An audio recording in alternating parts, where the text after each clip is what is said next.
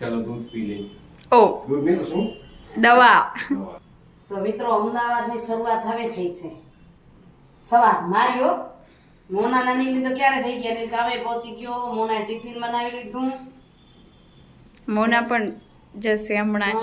મોના નાવા ગઈ છે, તૈયારી થઈ ગઈ એની. પણ હવે અમને છે ને બાજરાના બિસ્કિટ ખાવાની જરા મજા આવે છે એટલે કીધું લો હું રોટલા બનાવી લઉં.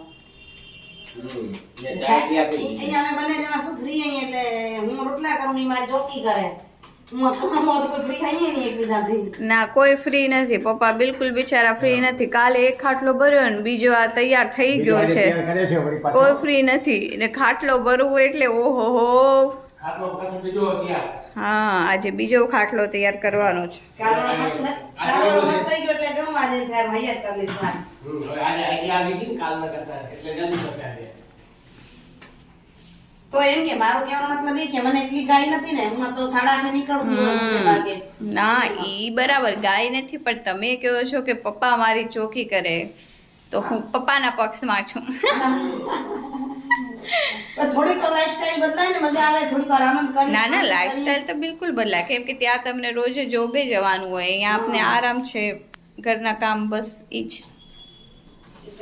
મને કેતી દી કર નાખો આ એમ થયો કે જો હું કર નાખીશ આટલું કામ જડી રહે એટલે કા હુંડી આમ શું કહેવાય શરીરને સુસ્ત લાગવા માંડે સમૂહનું કામ ન કરીએ તો. ને આમે છોકરાઓને કહેવાનું એવું હોય કે રોટલા મમ્મી સારા ઘડે. સાચી વાત. દ્રષ્ટિ એમ જ કે તમે તમારો રોટલો મમ્મી સારો થાય. બોલો આપણે અમે બનાવી દઈએ. તમારે ચોર પડે કે નહીં મારા રોટલામાં ચોર પડી જાય તો આપણે શું કે હવા ભરાય ને. જો એક રોટલો ઉતરી ગયો બીજો મસ્ત ઉતરતા આવશે અને ખાઈ લઈએ. ચલો આવી જાઓ રોટલા ખાવા. તું ગોળ સંધા ગોળ સંધા એટલે ગોળ ઘી ને શાક ને રોટલા. ઓકે ઓ કેટલા જોઈએ થાય. તો મિત્રો વાગી ગયા છે 2. જો અહીં ખાટલો ભરાઈને તૈયાર થઈ ગયો. આજે બીજો ખાટલો પણ ભરાઈ ગયો જોરદાર થઈ ગયો. અને આજે મહેમાન આવે ને છે એટલે દ્રષ્ટિબેન જો દોડધોમમાં છે. આપણે પૂછીએ શું બનાવનારા નણંદ ભોજાઈનું કરિયાણું શું હે ભાઈ? છે મિસળ અને ગુલાબ જામુન. અચ્છા તો ગુલાબ જામુન તો આમ જો તો પ્રીમેક્સ લઈ આવી છે અને બાંધે છે લોટ. દ્રષ્ટિ એમાં તો ખાસ બતાવવાનું હોય ને તમે જોઈને બધા બનાવી જ લેતા હોય. કાંઈ નહીં લોટમાં પાણી નાખતું જવાનું. લોટમાં ઘણા દૂધથી બાંધે ને દ્રષ્ટિ? ઘણા બાંધે પણ પાણીથી દૂધ વાળું ને ફૂટે ઘણા એમાં તિરાડ ઘણી પડે ને. આમાં દૂધ મિલ્ક પાવડર તો ઓલરેડી હોય એટલે દૂધની જરૂર ના હોય. સાચી વાત છે. તો ચાલો એ લોટ બાંધી લઈએ ગુલાબ જાંબુ માટેનો ને ગોળા વાળી લઈ પછી વિડીયો વળી થોડોક કરીએ. તો જો અહીં ગુલાબ જાંબુના ગોળા વાળી લઉં હું. ઉપર દ્રષ્ટિ તળવાની કરે છે તૈયારી અને ચાસણી પણ બનાવે છે. ચાસણી કઈ બેટા? આ પટ્ટા માણી નહીં તો ફાટી જાય ચાલા.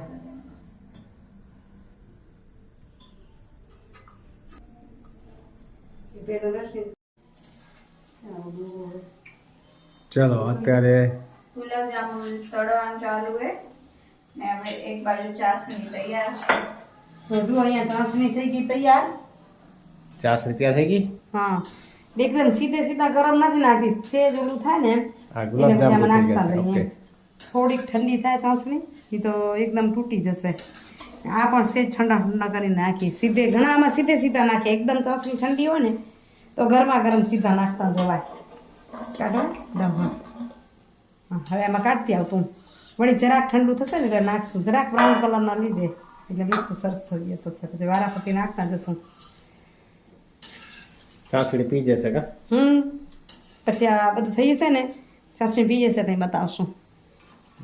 આ બાજુ શું લગભગ બધાને આવડતા જોયા તો હવે રેડીમેડ લઈએ પ્રીમેક્સ એટલે તળાતા જાય નાખાતા જાય. સેજ કાઢ નાખી. એકદમ સીધું નથી નાખતા.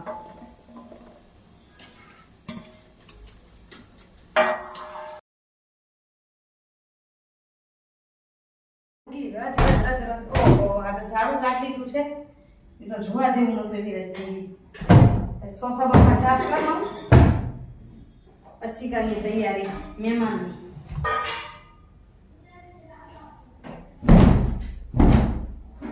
ખાટલો ભરાઈ ગયો છે હવે જુઓ આ બીજો ખાટલો.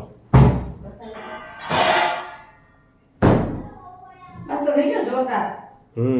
જો બે બાજુ એવી કરે ને આ બાજુ એવો ને આ બાજુ એવો. ડબલ ભર્યો ને એટલે ટાઈમ લાગે. આમ સુરાઈ નાખ. સુડાઈ નાખો. સુરાઈ નાખ. હવે જોઈ લે. તો કેટલો ફીટ જેવો થયો વચ્ચે નહીં એવો. મસ્ત થઈ ગયો.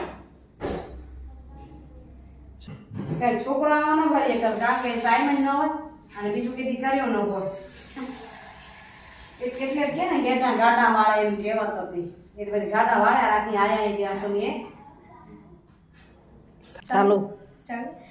તો મહારાષ્ટ્રીયન સ્ટાઇલ મિસળ પાઉં બનાવવા માટે આપણે એકચ્યુઅલમાં મહારાષ્ટ્રમાં નાસિકમાં તો શું હોય કે ફણગાવેલા મઠ મગ ચણા બધું જ મળે તૈયાર. તો તૈયાર મિસળ લઈ આવી તૈયાર અને બાફી અને તુરંત થઈ જાય. પણ અહીંયા છે તો આપણે પહેલેથી તૈયારી કરવી પડે. તો એના માટે મઠ મને મળ્યા નહીં, ખાલી એક આ હે ને તૈયાર મિક્સ મળ્યું હતું, મિક્સ કઠોળ મળ્યા હતા. તો એની અંદર મેં એ પલાળ્યા છે. ઘણી જગ્યાએ મિક્સ કઠોળે હોય છે અને ઘણી જગ્યાએ ખાલી મઠ હોય. તો આજે આપણે આ મિક્સ કઠોળનું કરશું. તો જેને મેં પલાળી નાખ્યા હતા 5 થી 6 કલાક માટે. હવે એને બાફી લઈશું કુકરમાં. લઈ નમક નાખી 1.5 ચમચી જેટલું નમક નાખી અને હવે 3 સીટી જેટલું આપણે બાફી લઈશું આને.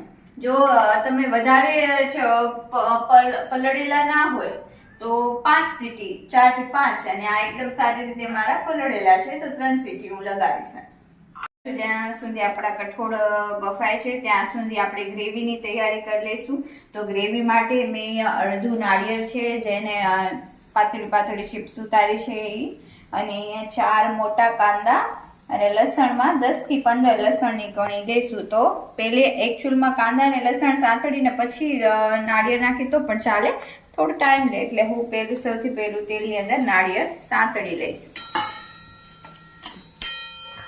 કાળા મસાલા તૈયાર કરવો છે આપણે એટલે આપણે નીકાળી લેશું. જો છે ને ગોલ્ડન બ્રાઉન થઈ ગયા છે તો એની અંદર હવે આપણે થોડું તેલ નાખશું, અડધા પાવડા જેટલું, અને 15 થી 20 કણી લસણ નાખી દઈશું.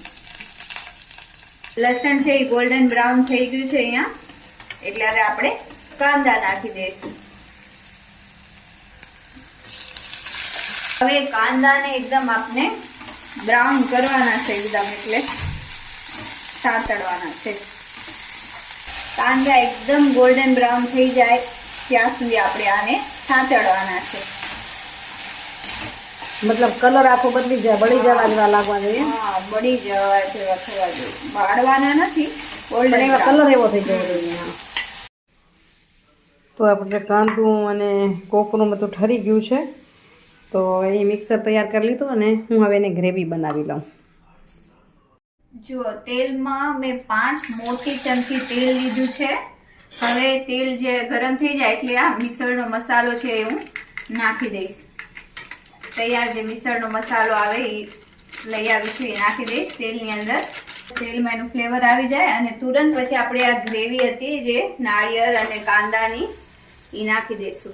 ગ્રેવીને હવે સારી રીતે પકાવશું તેલની અંદર. તો તેલ છે ગ્રેવી એ બધું લઈ લીધું છે. હવે જ્યારે ગ્રેવીમાંથી તેલ છૂટું પડે ત્યારે હવે આની અંદર આપણે આપણા જે કઠોળ હતા એ અને પાણી ઉપરથી નાખશું.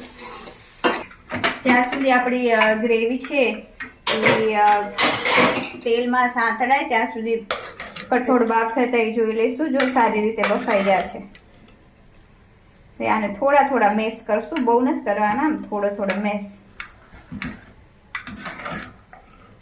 જો હવે સૂકા મસાલા આપણે ઓઇલમાં નાખશું. આપણી ગ્રેવી છે એ પાકી ગઈ છે. તો અહીંયા 1 ચમચી ધાણા પાવડર, એટલે કશ્મીરી લાલ મરચું નાખશું આપણે. આ નાની ચમચી છે એટલે મારી 3 થી 4 થશે, કેમ કે સાવ નાની છે એટલે મીડિયમ સાઈઝની 2 ચમચી હલાવી અને ખાલી અડધી સેકન્ડ માટે પકાવશું તેલમાં. અને હવે આપણો જે કઠોળ છે એ નાખી દઈશું.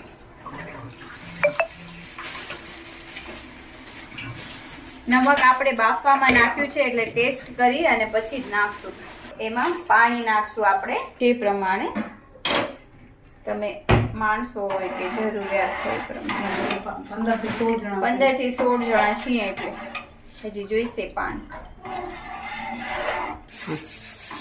હવે જો તીખાસ માટે 1 ચમચી લાલ મરચું નાખશું. અત્યારે એવું લાગે છે કલર નથી આવ્યો, પણ જેમ જેમ આ ઉકળશે અને તેલ અને આપણું આ પાણી અને છૂટું થશે એટલે ઉપર તરી બની જશે ને કલર પણ સરસ આવી જશે. તો આને હવે ઉકાળવાનું છે મેન. બસ બીજું તો મસાલો અમે ઓલરેડી નાખી દીધો છે. તો મિત્રો જમવાનું થઈ ગયું છે તૈયાર, મહેમાનો પણ આવી ગયા છે. તો જુઓ અહીં મિસળ પાઉં, ગુલાબજાંબુ, પાપડ બધું તૈયાર છે અને જમાડવા બેસાડી દઈ મહેમાનને. તો તમને બતાવી મહેમાન કોણ છે. તો અહીં મારી બેનને રહે છે બાજુમાં, એટલે મારા બેન અને એની પોતરી હીર, એટલે મારી બેનનો પરિવાર છે અને મારી બેનના નણંદનું પરિવાર આ જ બિલ્ડિંગમાં રહે છે. એટલે સમજો ને 3 ભાઈ પોતાના ભાઈ પણ લાગે ને, એટલે અહીં બધા ભેગા બેસી અને જમી લઈએ. થોડાક વધુ જણ થયા છે એટલે 2 પંગત કરવી પડશે. તો અહીં બધી દીકરીઓ દેખાય છે પીરસવા માટે. દ્રષ્ટિ છે, મોનું છે અને આ મારી ભાવના, એટલે કે મારી ભણેજાવું છે. તો અહીં પીરસાઈ રહ્યું છે. પીરસાઈ જાય પછી જમાતું જાય. અમે જમી લીધું અને હવે રહી હતી બધી દીકરીઓ કામ કરવાવાળીઓ, તો એ પણ જમવા બેઠી. અહીં એ જમી લે પણ એ વિડીયોનું કરી નાખું છું હું એન્ડિંગ. ફરી મળી છીએ નવા ઇન્ટરેસ્ટિંગ વિડીયો સાથે. આજનો વિડીયો કેવો લાગ્યો મને કમેન્ટ કરીને જરૂરથી કહેજો. આજનો વિડીયો જો સારો લાગ્યો હોય તો લાઈક કરીને શેર કરવા વિનંતી છે અને સજેશન પણ આપજો કેવો લાગ્યો ન લાગ્યો. અને સોરી કે આજે હું સુવિચાર નથી આપી શકી. હમણાં અમદાવાદ છું તો સુવિચાર રહી જાય છે, એવું થાય છે. તો આવજો મિત્રો. જય શ્રી કૃષ્ણ. જય જય ગરવી ગુજરાત. જય ભારત અને જય હિન્દ. Bye bye.